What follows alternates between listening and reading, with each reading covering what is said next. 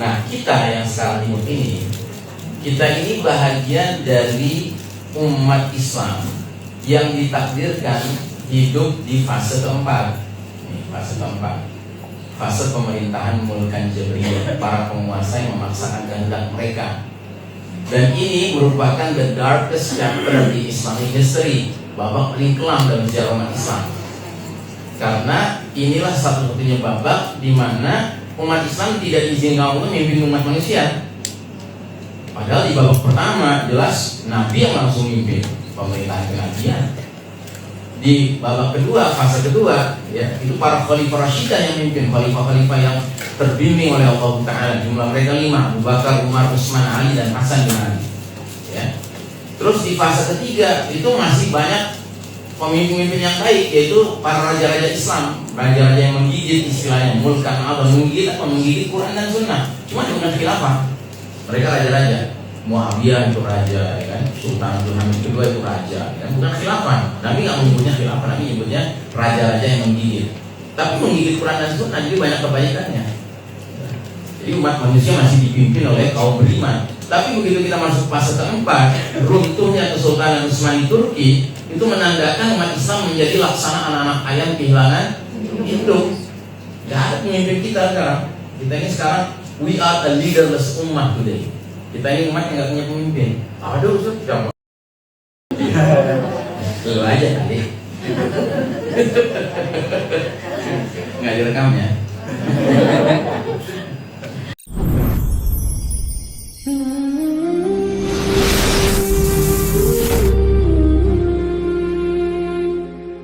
Ingin menanyakan sesuatu kepada guru kita Alisa Pisan Tanjung.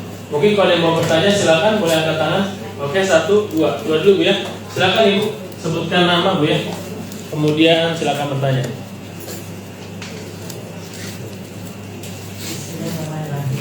Assalamualaikum warahmatullahi wabarakatuh. Waalaikumsalam warahmatullahi wabarakatuh. Alhamdulillah saya sudah pernah ke sana yang Bapak Ustaz ceritakan.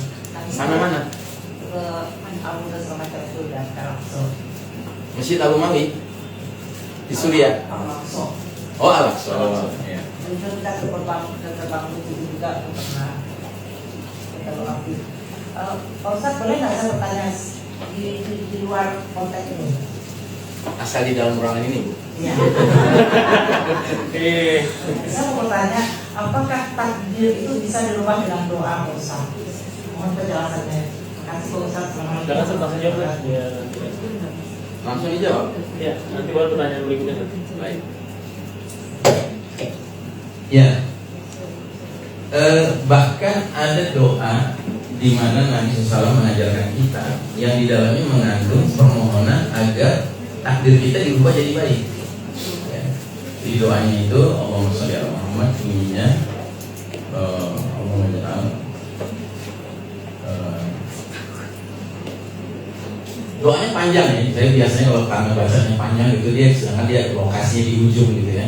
Itu Allah Nabi mengajarkan kita doa Allahumma inni as'aluka minal khairi kullihi ajilihi wa ajilihi, terus gitu ya. Itu nanti di ujung itu ada Allahumma ja'al kulla qadaitahu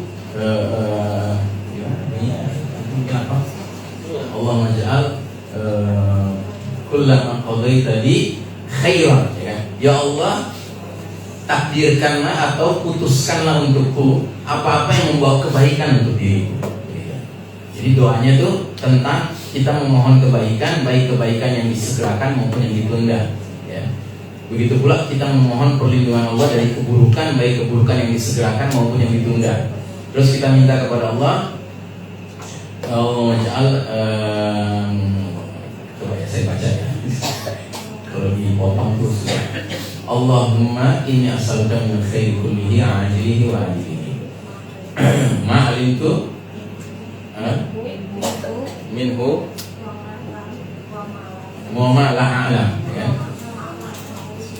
Wa a'udzubika minasyarri kullihi ajilihi wa ajilihi ma 'alimtu minhu wa ma lam a'lam, ya. Terus Allahumma ja'alil jannata wa inni as'aluka al-jannata wa ma qarraba ilaiha min qawlin aw 'amalin wa na'udzubika minan nari wa ma qarraba ilaiha min qawlin aw 'amalin wa nas'aluka an taj'ala kulla qada'in qadaitahu li khairan. Dan aku mohon kepada Engkau ya Allah, semua yang Kau putuskan untuk diriku itu adalah keputusan yang baik. Ya, jadi itu adalah doa minta takdir yang terbaik.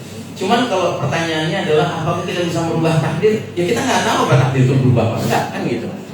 Mana kita tahu? Emang kita tahu takdir kita tadinya apa jadi apa? Kan nggak tahu. Cuman dengan doa itu menunjukkan bahwa kita bisa memohon kepada Allah agar selalu diberikan takdir-takdir yang baik saja. Gitu. Ya. Tapi merubah takdir mana kita tahu? Orang kita juga nggak tahu takdir dia sebenarnya apa. Allah. Oke, tadi Bapak yang berikutnya.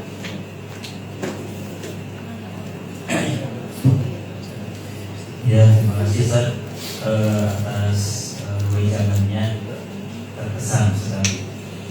Jadi pertanyaannya Ustaz, ada nggak diceritakan di dalam hadis ataupun asar ya yang Ustaz pernah baca tentang waktunya Ustaz dari kondisi sekarang Mulkan Jabari ini merdekanya Al-Aqsa. Oke. Itu satu Ustaz. Setelah merdekanya Al-Aqsa tadi kan ada lagi khalifah, 7 khalifah lagi ya Ustaz kalau nggak salah.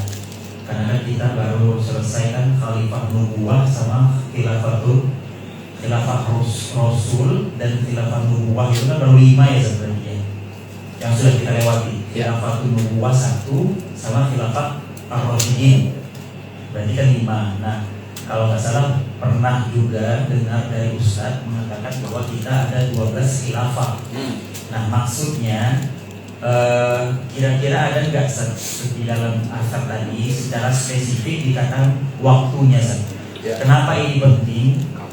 Kapan? Kenapa ini penting? Karena kita akan mengancang-ancang kita kira-kira kita hidup umur kita sekarang misalnya 40.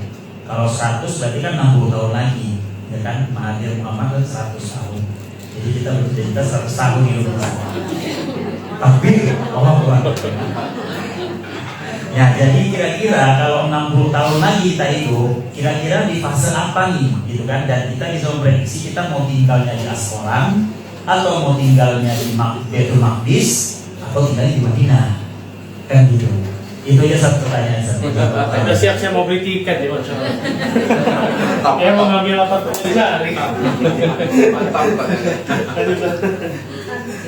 Ya. Jadi ini hadisnya ya. Kuntu ma'a abi inda Rasulillah sallallahu alaihi wasallam. Jadi aku waktu itu bersama ayahku di sisi Rasulullah sallallahu alaihi wasallam. Faqala Rasulullah sallallahu alaihi wasallam, la yazalu hadzal dinu azizan. Agama ini akan tetap dalam keadaan azizan, mulia, ya, terhormat, ya.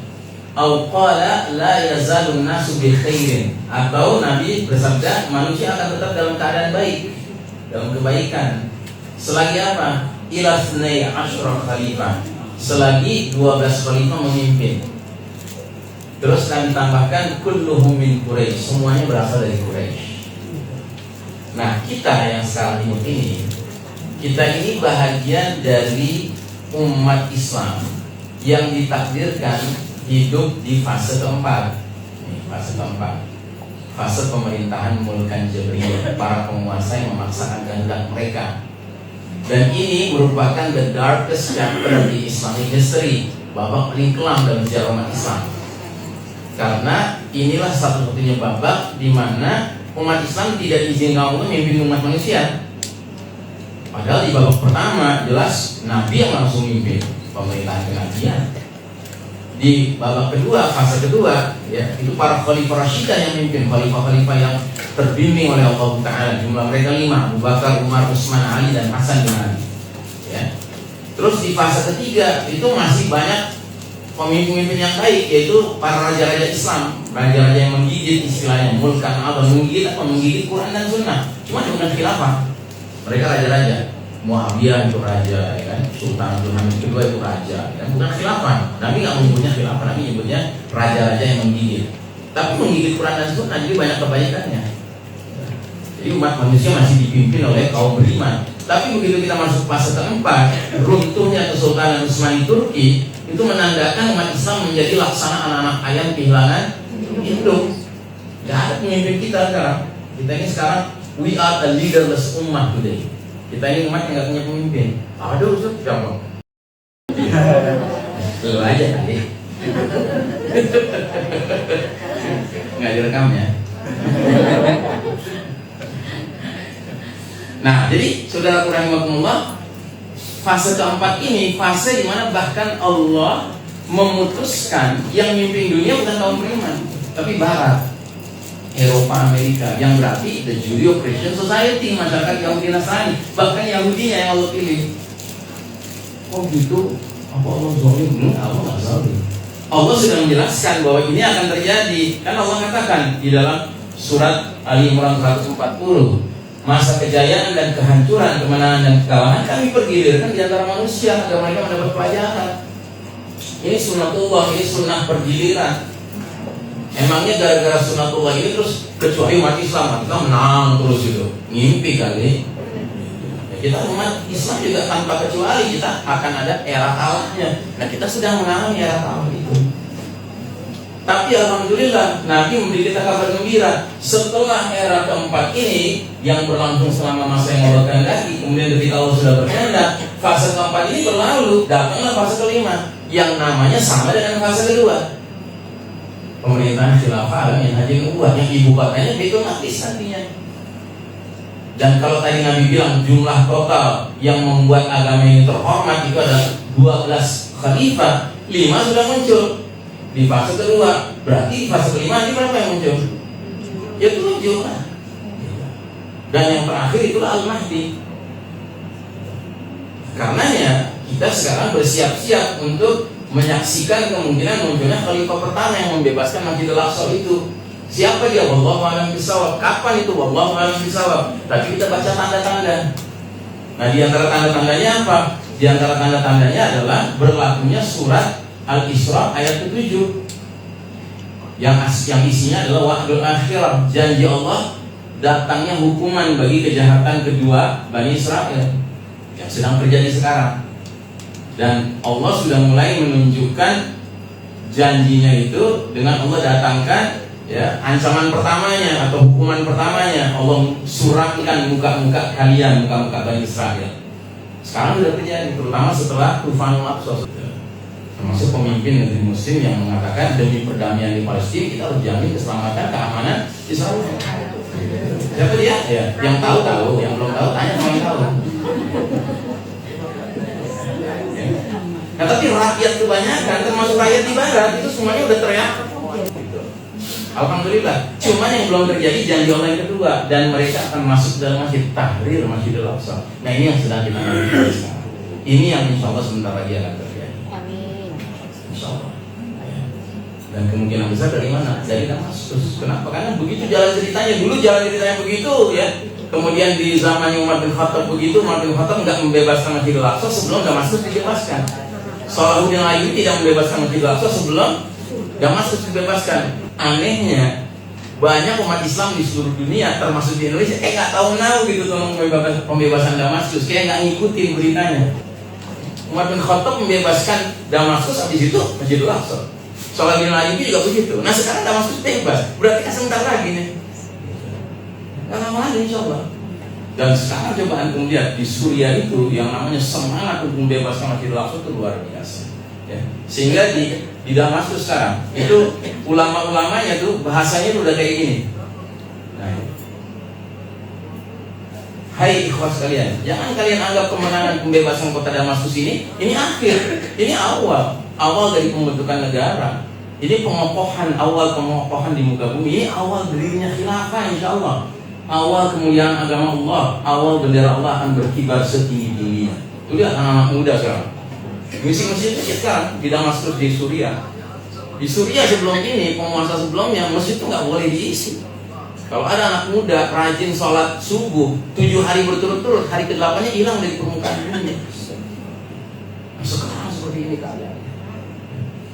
Nah, kapan kita nggak tahu. Cuman saya termasuk orang yang husnuzon ini nggak lama lagi. Sebagaimana ucapan beberapa ulama yang mengatakan nahnu fi akhiri zaman istidaf ya. Jadi ungkapannya begini. kita umat Islam saat ini berada di penghujung era keterpurukan, era ketertindasan, fase modern jadinya. Jadi kalau dibikin apa namanya peta seperti ini, ya kita sekarang kan di fase keempat nih, fase dimana kita di bawah garis merah. Kalau di atas garis merah kita lagi berjaya, tapi kalau di bawah garis merah kita lagi kalah, kita lagi mengekor gitu kan. Nah tapi insya Allah kita bukan di sini, bukan baru nih kita masuk ke fase keempat, bukan juga lagi di titik terendah, tidak, tapi kita di sini insya Allah. Ya, sebentar lagi insya Allah.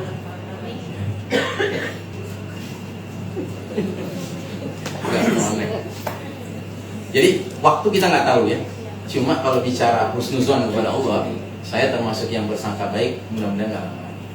Insya Allah. Ya, malah kita khawatir kalau kita ketinggalan kereta gitu. Kita yang khawatir itu.